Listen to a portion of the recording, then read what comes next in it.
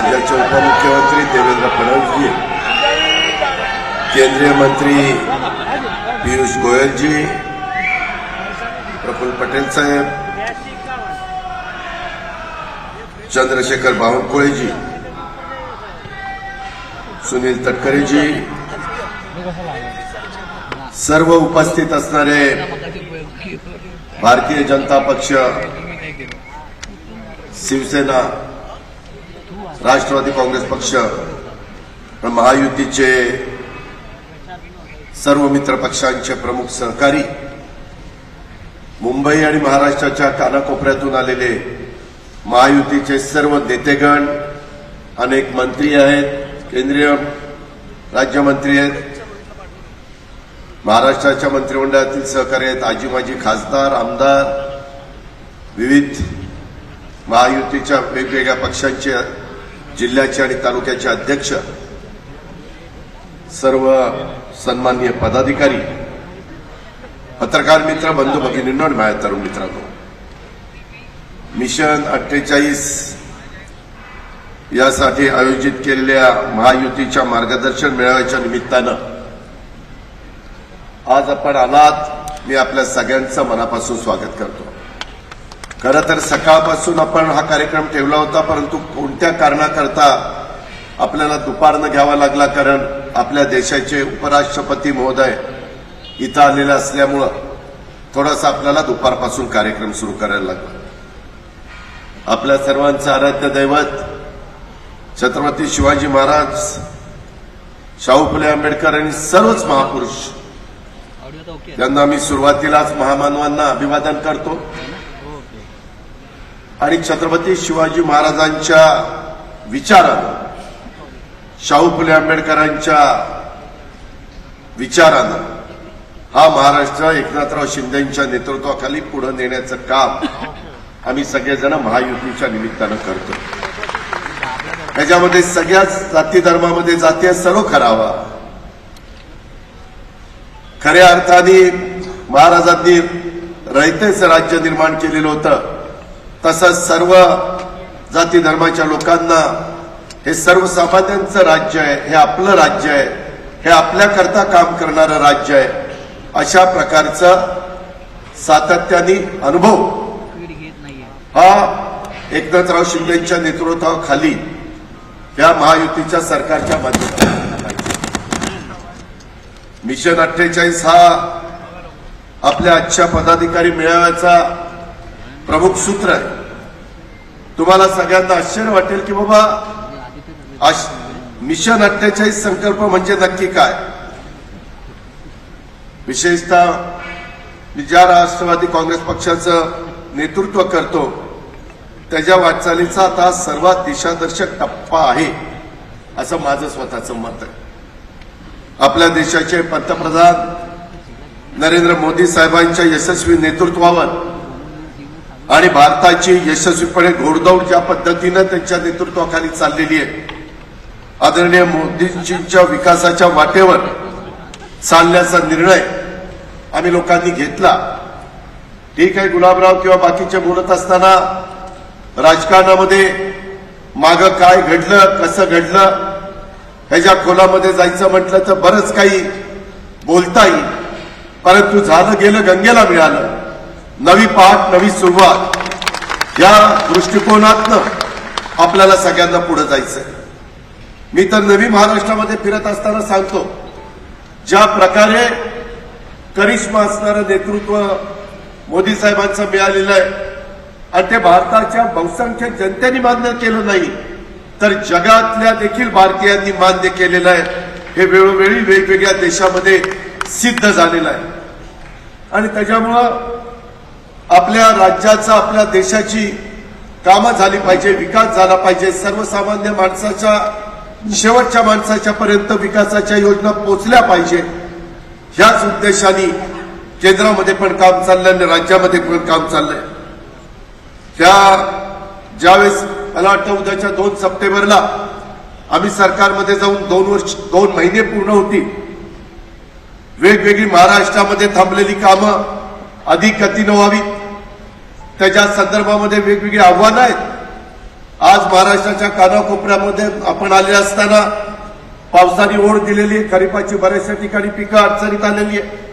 आताच मी देवेंद्रजी आणि एकनाथराव शिंदे साहेब बोलत होतो, त्यावेळेस शिंदे साहेब म्हणले एकदा सर्वे करू आणि त्या सर्वेतनं जो माझा कष्टकरी शेतकरी बळीराजा अडचणीत आहे त्याला मदत करण्याच्या करता हे महायुतीचं सरकार कुठं तसूभार देखील कमी पडणार नाही अशा पद्धतीचं काम आपण सगळेजण करून दाखवू.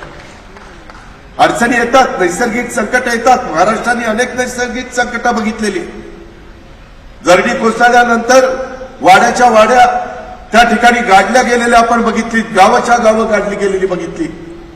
भूकंपामध्ये लातूर उस्मानाबादच्या परिसरात काय परिस्थिती झाली होती, अतिवृष्टी होते त्यावेळेस काय परिस्थिती होती, गारपीट होते त्यावेळेस काय परिस्थिती होती, दुष्काळ पडतो त्यावेळेस काय परिस्थिती होती. अशा पद्धतीनं अनेक समस्यांना आम्ही कार्यकर्ते गेल्या अनेक वर्षामध्ये सामोरं गेलेलो आहे. त्याच्यावर संकट आल्यानंतर डगमगायचं नसतं. शिवाजी महाराजांच्या विचारांनी त्यांनी सांगितलेल्या दिशेनी अधिक मजबूतीनं आपल्याला सगळ्यांना पुढे जायचं असतं आणि त्याच्यामुळंच हे सगळं काम करत असताना रखडलेल्या विकासाच्या कामाला अधिक गती देण्याचा बद्दल आमचा सगळ्यांचा प्रयत्न चालू आहे. आगामी काळात देशाच्या आणि राज्याच्या विकासासाठी आपल्याला सर्वांना मिळून पंतप्रधान मोदी साहेबांचे हात बळकट करायचे आणि त्यांच्या मागे महाराष्ट्राची शक्ती उभी करायची, त्यांचा संकल्प आपण आज मिशन 48च्या माध्यमातून त्या ठिकाणी करतोय.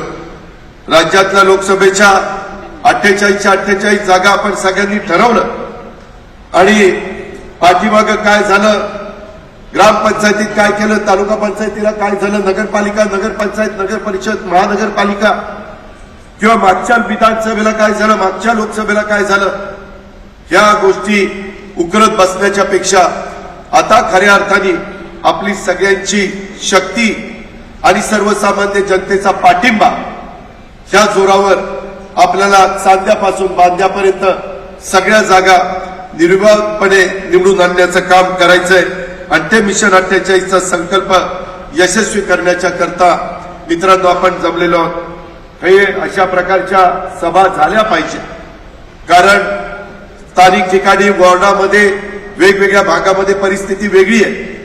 तिथं जसं आम्ही राज्य पातळीवर काम करणारे लोक एकत्र येऊन काम करतोय, चर्चा करतोय, एकमताने निर्णय घेतोय, त्याच्या संदर्भामध्ये कधी काही बातम्या जाणीवपूर्वक पसरवण्याचं काम काही जण करतात, त्याच्यामध्ये काही तथ्य नाही.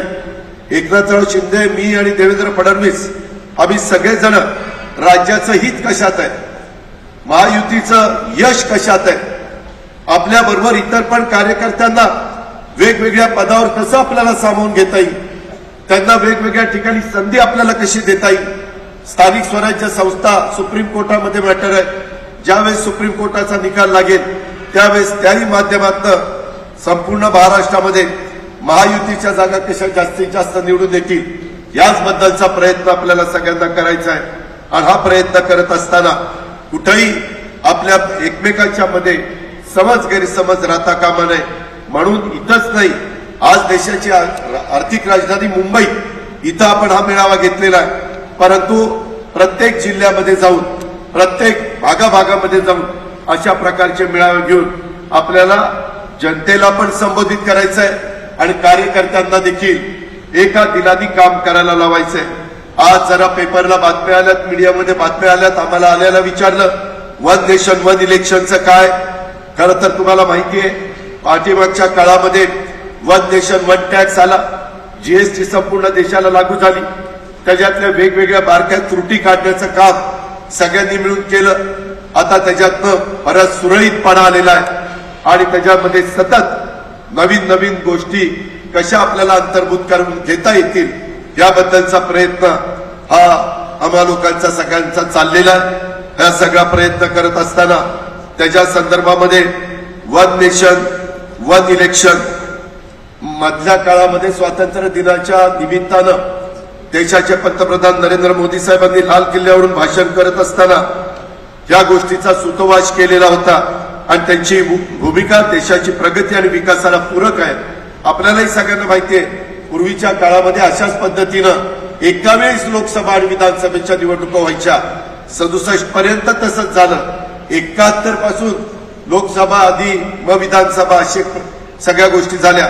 आपल्या महाराष्ट्रामध्ये 99 ला एकाच वेळेस लोकसभा आणि विधानसभेच्या निवडणुका झालेल्या आठवणीत आपल्या असतील आणि त्याच्यातून एकाच वेळेस निवडणुका झाल्या. खर्च कमी होतो. अधिकारी लोकांना निवडणुका लागल्या, आचारसंहिता लागल्यानंतर आता आम्हाला निर्णय घेता येणार नाही, आचारसंहिता आहे आणि त्याच्यामुळे बरीच विकासाची कामं ठप्प होतात. पैसा त्या ठिकाणी टाकून देखील खर्च करता येत नाही. बजेटमध्ये तरतूद असताना देखील सर्वसामान्य शेवटच्या माणसाला निधी मिळत नाही. अशा अनेक अडचणी येतात आणि प्रचंड खर्च होतो. श्रम त्या ठिकाणी खर्च होतात, वेळ जातो आणि त्याकरता एवढ्या मोठ्या देशामध्ये एकाच वेळेस जर निवडणुका झाल्या, नाहीतर बघा 5 वर्ष कुठं ना कुठं देशातल्या राज्यामध्ये निवडणुका चालूच असतात. शेवटी नेते मंडळींना, राष्ट्रीय पातळीवरच्या नेत्यांना त्या निवडणुकीमध्ये वेळ द्यावाच लागतो आणि तिथं वेळ दिल्यानंतर विकास कामाला जो वेळ मिळायला पाहिजे, वेगवेगळ्या प्रकारच्या बैठका घेऊन कामाला जी गती द्यायची असते ती गती देण्याच्या करता काही मर्यादा येतात आणि जे अधिकारी फार नियमावर बोट ठेवून चाललेले असतात ते म्हणतात आचारसंहिता लागलेली आहे. आणि त्या पाठीमागच्या काळामध्ये जे सेशन निवडणूक आयोगाचे प्रमुख होते त्यांनी निवडणूक आयोगाच्या निमित्तानं आचारसंहिता किती महत्वाची असू शकते हे देखील त्यांनी दाखवून दिलेलं आहे. त्याच्यामुळे केंद्र सरकारची भूमिका समर्थनीय आहे, स्वागतार्ह आहे. देशात आणि अनेक राज्यात सातत्याने होत असणाऱ्या निवडणुकीच्यामुळे वारेमाप खर्च आपल्या देशाचा होतो, त्याचाही कुठेतरी आपण विचार केला पाहिजे. आणि वन नेशन वन इलेक्शन ही आवश्यक बाब आहे. त्याच्यामुळं केंद्र सरकारने जाहीरपणे ही मांडलेली जी काही गोष्ट आहे ती देशाच्या राज्याच्या समोरचे अनेक प्रश्न त्या ठिकाणी आपल्याला सोडवता येतील. सर्व लक्ष विकास कामावर आपल्याला सगळ्यांना देता येतील.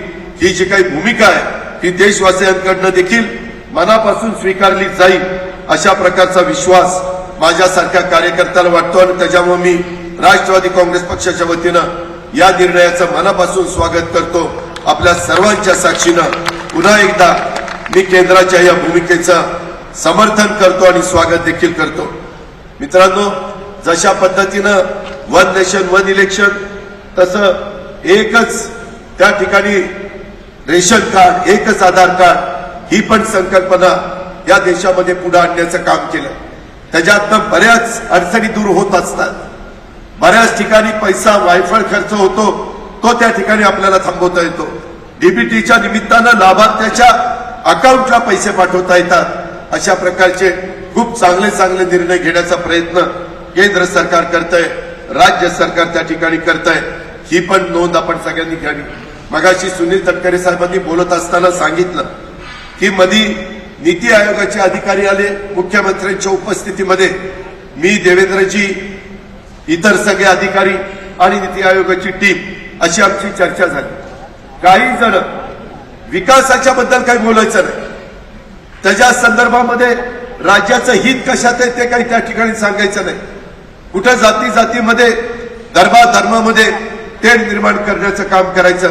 मित्रांनो, खऱ्या अर्थाने मला आपल्याला सगळ्यांना सांगायचं आहे, ज्यावेळेस देशाच्या पंतप्रधानांनी सांगितलं की आपल्या देशाची अर्थव्यवस्था $5 ट्रिलियन वर द्यायची. $1 ट्रिलियन म्हणजे 82 लाख कोटी रुपये.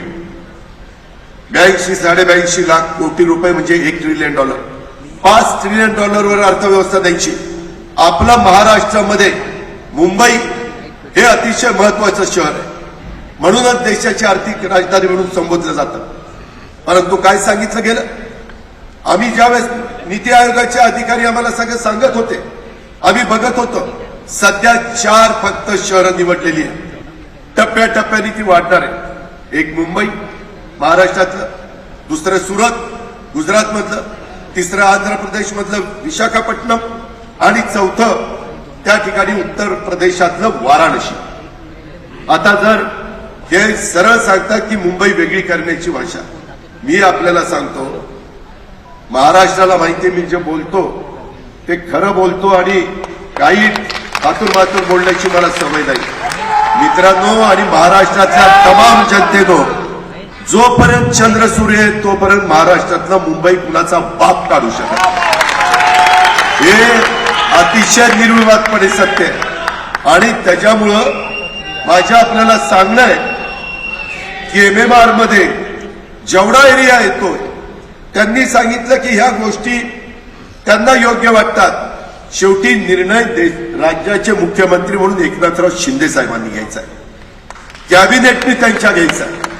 त्याच्यामुळे काही पण सांगायचं आणि जनतेची दिशाभूल करायची, त्या गोष्टीवर आता अजिबात विश्वास ठेवू नका. आता कित्येकदा या लोकांनी तशा प्रकारचे आरोप केले आणि काही काहींनी हुतात्मा स्मारकापाशी जाऊन तिथं त्या बाबतीमध्ये काही वेगळं करण्याचा प्रयत्न केला. निव्वळ जनतेची दिशाभूल आहे. अरे तुम्ही विकासावर बोला ना, तुम्ही त्याच्या संदर्भामध्ये राज्याचं देशाचं हित कशात आहे त्याबद्दल बोला ना. आज देश पातळीवरचे निर्णय पंतप्रधान घेतात, आज राज्य पातळीवर जे निर्णय महायुतीचं सरकार घेत आहे त्याबद्दल बोला. त्याच्यामध्ये कुठं काही चुकत असेल तर ते दाखवा. आमचा दावा नाही, आमचं सगळं 100% खरं आहे. काम करत असताना कुठं एखादं गोष्ट चुकली तर आम्ही ताबडतोब दुरुस्त करायला तयार आहे. त्याच्यामध्ये काही अडचण वाटायचं काही कारण नाही. परंतु निव्वळ काहीतरी विरोधाला विरोध करायचा म्हणून या पद्धतीची जी काही त्यांची कामाची पद्धत आहे त्याला अजिबात महत्व देण्याचं कारण नाही. आणि मुंबई बरोबर वाराणसी काय उत्तर प्रदेशमधनं बाजूला काढायचं चाललंय, गुजरातमधनं सुरत काय बाजूला काढायचं चाललंय, विशाखापट्टणम त्या आंध्र प्रदेशमधनं बाजूला काढायचं चाललंय. उलट मी त्या दिवशी बोलत असताना सांगितलं जसं मुंबई आणि MMR महत्वाचं आहे तसं पुणे पिंपरी चिंचवड महत्वाचं आहे. उद्याच्या काळामध्ये नवीन शहरं घेत असताना त्याही शहराचा विचार करा असं आम्ही सांगितलं. एकनाथराव होते, देवेंद्रजी होते.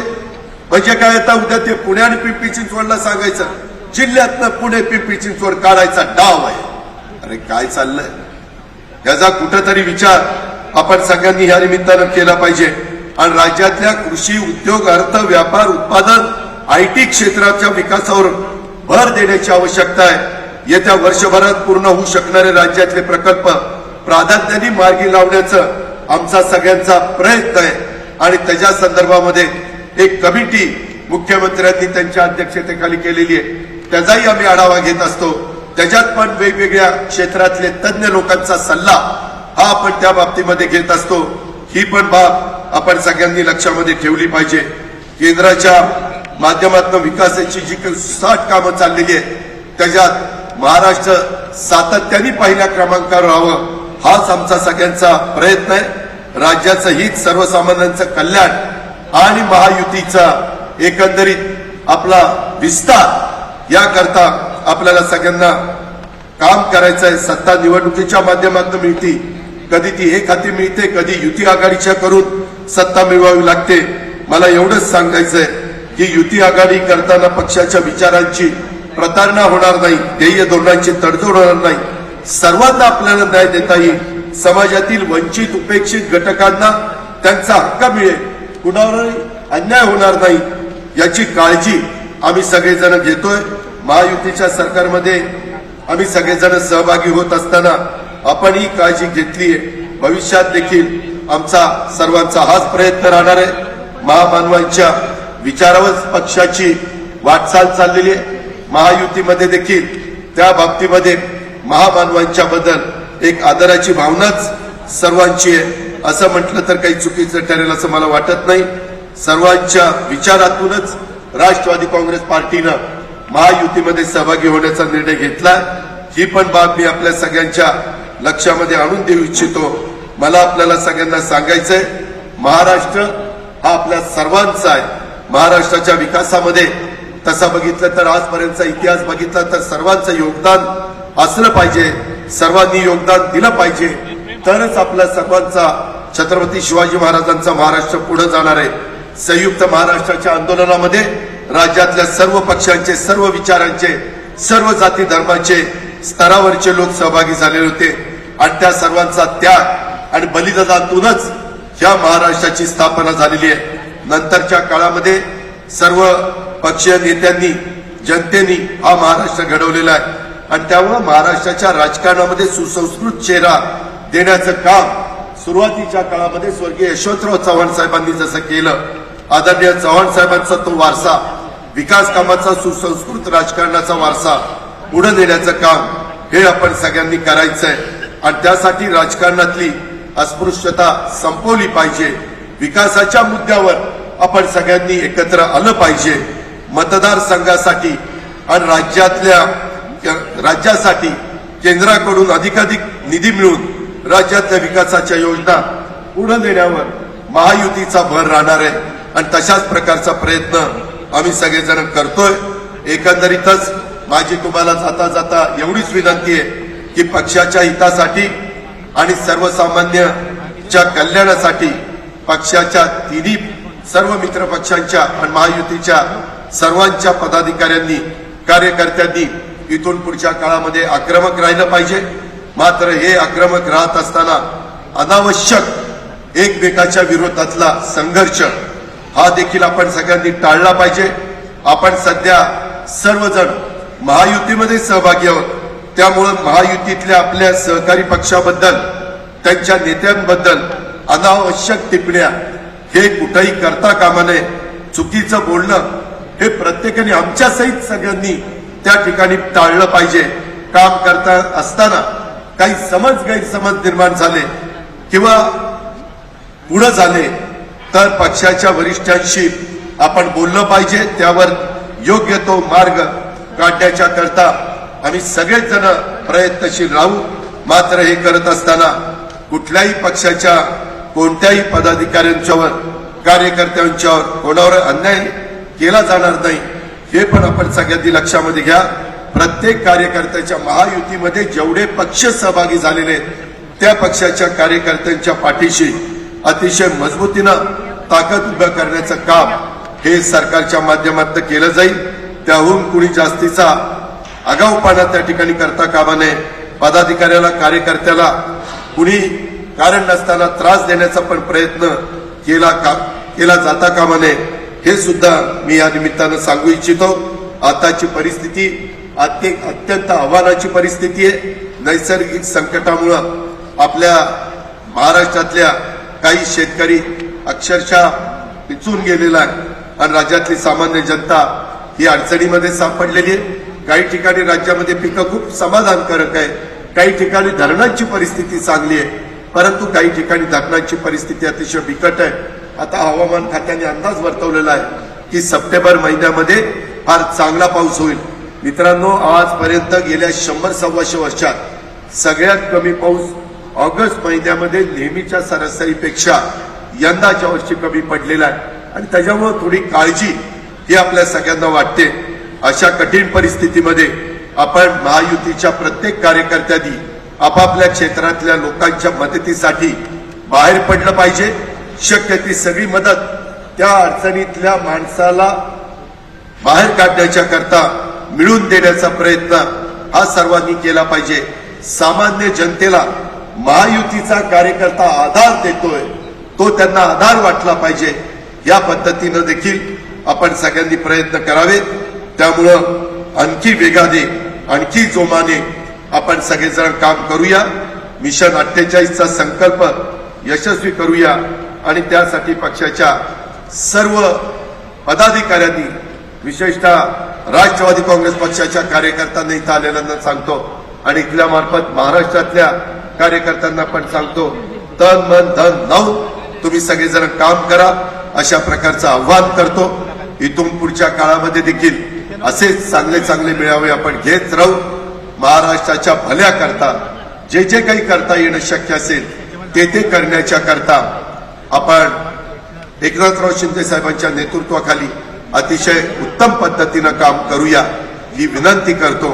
कुठेही आपण सगळेजण काम करत असताना देशाचे पंतप्रधान नरेंद्र मोदी साहेबांचा त्यांना कमीपणा वाटणार नाही. राज्यामध्ये देखील महायुतीचं सरकार काम करत असताना आम्हाला पण कुठं कमीपणा वाटणार नाही. अशाच पद्धतीचं कामकाज, अशाच पद्धतीचं वक्तव्य सगळ्यांचं इथून पुढच्या काळामध्ये राहावं हीच आग्रहाची, नम्रतेची, कळकळीची विनंती करतो. आणि पुन्हा एकदा आपण प्रचंड संख्येने या मेळाव्याच्या निमित्तानं उपस्थित राहिला त्याबद्दल आपल्या सगळ्यांना मनापासून धन्यवाद देतो. इथून पुढे 48 जागा लढवत असताना त्याच्यामध्ये वरिष्ठ पातळीवर कुठली जागा कुणाला द्यायची हा निर्णय राज्य स्तरावर होईल, वेळ पडली तर राष्ट्रीय स्तरावर होईल. त्याच्या संदर्भामध्ये तुम्हाला कुणी टोकण्याचा प्रयत्न केला, विचारण्याचा प्रयत्न केला ही जागा कुणाची, त्यांना सरळ सांगा. देशामध्ये तिसऱ्यांदा नरेंद्र मोदी साहेबांना पंतप्रधान करण्याच्या करता महायुतीचा उमेदवार जो कोणी पार्लमेंटचा दिला जाईल त्याचं काम आम्ही करणार, हीच प्रत्येकाच्या तोंडून वाक्य असलं पाहिजे अशी अपेक्षा व्यक्त करतो आणि आपल्या सगळ्यांची रजा घेतो. जय हिंद, जय महाराष्ट्र.